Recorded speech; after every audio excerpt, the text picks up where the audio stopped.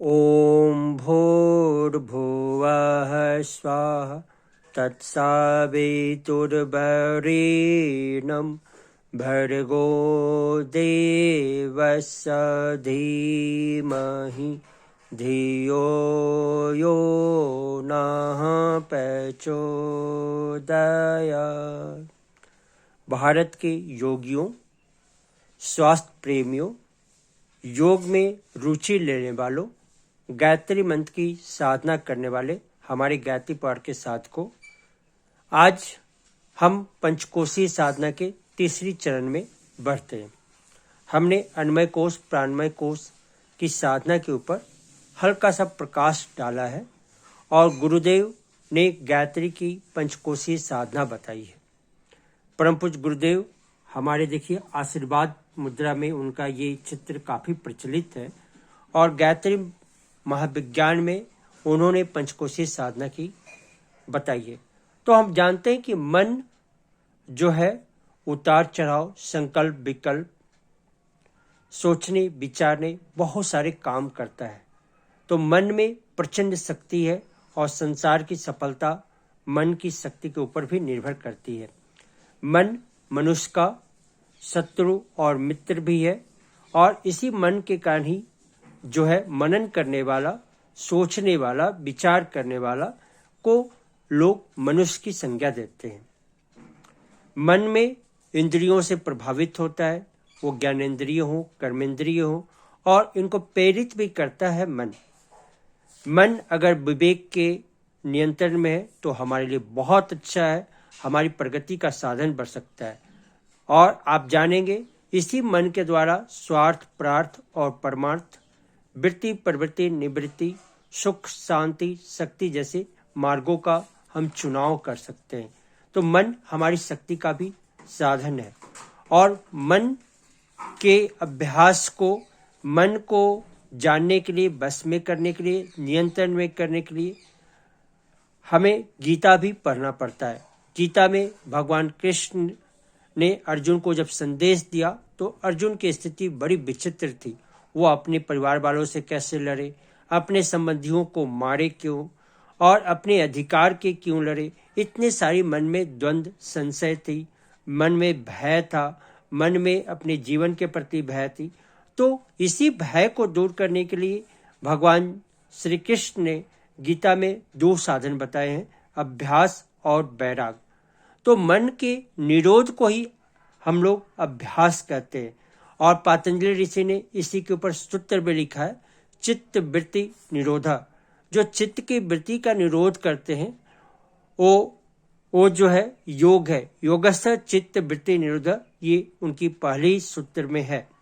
और इसी के द्वारा आप सोच सकते हैं कि पतंजलि ऋषि कितनी जो है गहरी विषय पर चर्चा कर रहे हैं। आप मन के बल को मनोबल, संकल्प बल, बहुत सारे बलों के रूप में आप जानते हैं। तो आप जानेंगे अभ्यास, बुरी भावनाओं और आदतों को से बचने के लिए जो अभ्यास किया जाता है उसको हम लोग अभ्यास के लिए कहते हैं। उसके लिए वातावरण का भी निर्माण करना पड़ सकता है। और वैराग जो है राग द्वेष उत्पन्न होने वाले जो क्षेत्र हैं उन बाधाओं पर विजय प्राप्त करना वैराग्य है, ना कि घर गृहस्थी को छोड़कर, संसार को छोड़कर एकांत में जाना। आपकी राग द्वेष जो अंदर के जो उत्पन्न होते हैं उस पर विजय प्राप्त करना, अंतःकरण के अंदर विजय प्राप्त करना, ये मन के क्षेत्र की आती बात होती है। तो आप ये जानेंगे कि मन की इतनी सारी शक्तियां हैं, कल्पना शक्ति है, जागरूकता है, एकाग्रता है, तन्मयता है। इन शक्तियों का प्रयोग कर आप ऊंचाई पे पहुंच सकते हैं। तो मनोमय कोश को जागृत करने के लिए आप देखेंगे ध्यान है, जप है, त्राटक है। त्राटक में भी अंतः त्राटक आपकी काफी मदद करता है। तो हमें उम्मीद है कि मन की शक्तियों को आप जानेंगे। अब मैं एक अभ्यास बताता हूँ इसी गायत्री माता के। उनके सिर पर रखते हुए भाव कीजिए कि सफेद किरणें आ रही हैं और आपके अंदर शांति और शक्ति का संचार कर रही हैं। और इसी तरह उनके कमंडल से नीली किरणों का ध्यान कीजिए, नीली किरणें आ रही हैं, आपके अंदर जो है विनम्रता उत्पन्न कर रही हैं, आपके अंदर त्याग की भावना उत्पन्न कर रही। साथ ही साथ देखिए उनके एक हाथ में वेद है, वहां से गुलाबी किरणें आ रही जो समाज के साथ, परिस्थिति के साथ, घटना के साथ सामंजस्य उत्पन्न कर रही हैं। उनके दाएं पैर से हरी किरणें आ रही हैं जो आपके जीवन में खुशहाली, आनंद का बौछार कर रही है, साथ ही साथ सहिष्णुता का विकास कर रही है। उनके बाएं पैर से पीली किरणें आ रही हैं जो आपको सेवा के क्षेत्र में सेवा के क्षेत्र में प्रवेश कर रही है। बिना अहंकार भाव के आप अपने सहज स्वभाव से सेवा कर पाए, इसके ऊपर करती है। कमल का फूल है कि संसार में रहकर कीचड़ों से कैसे उठे, द्वेषों से कैसे उठे, राग से कैसे उठे, ये कमल का फूल संदेश देता है। और हंस हमें ये संदेश देता है कि संसार में हम रहें, संसार में अच्छे भी मिलेंगे, बुरे भी मिलेंगे, सत्य भी मिलेगा, असत्य भी मिलेगा, और ऊंचाई भी मिलेगी, नीचे भी मिलेगा।